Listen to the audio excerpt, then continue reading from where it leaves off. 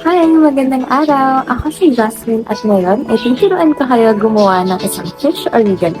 Excited na ba kayo? Tara, samahan niyo ako. Kaunang hakbang, maghanda ng isang parisukat na papel na may sukat na 14 cm by 14 cm. Tiklupin ang papel sa kalahati sa parehong direksyon at buksan muli. Tiklupin ang kaliwat kanang gilid papunta sa gitna.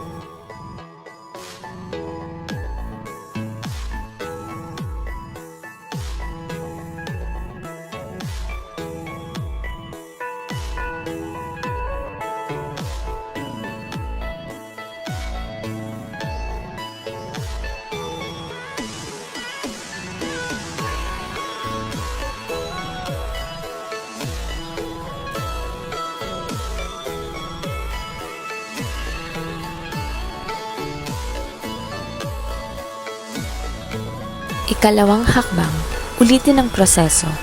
Tiklupin ulit ang kaliwat kanang gilid papunta sa gitna hanggang sa magkaroon ka na ng 16 na parisukat.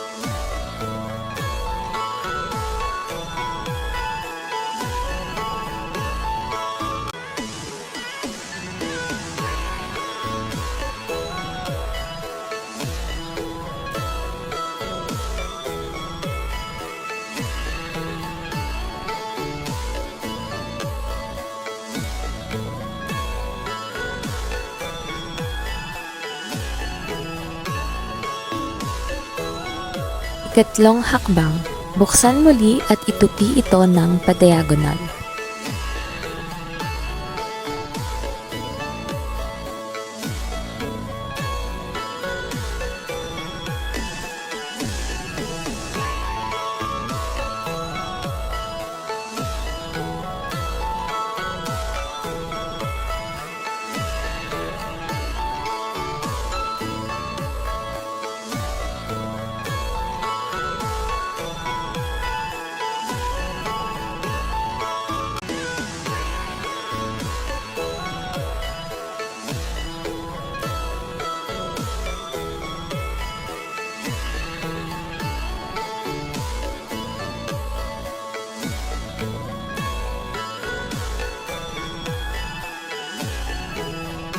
Ikaapat na hakbang, buksan muli at itupi ang itaas na bahagi nito.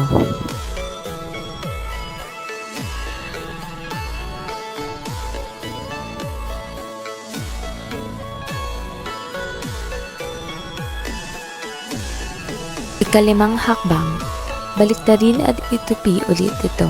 Siguraduhin na magpapantay ang magkabilang parte.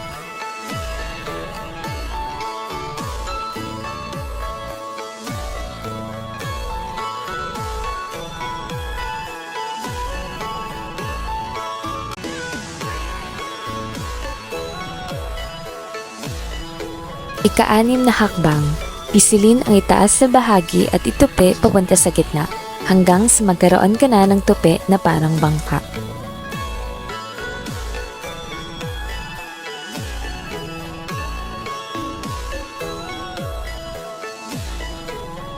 Ikapitong hakbang, ikutin pagilid at itupi ang kanang bahagi nito ng pantay.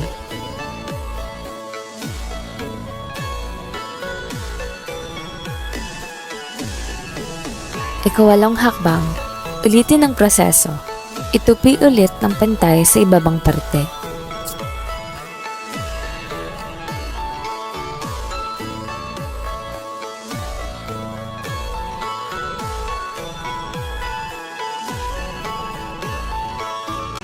Ika-9 na hakbang, para sa panghuling bahagi, itupi ang kanang bahagi nito o ang hugis bangka papunta sa gitna.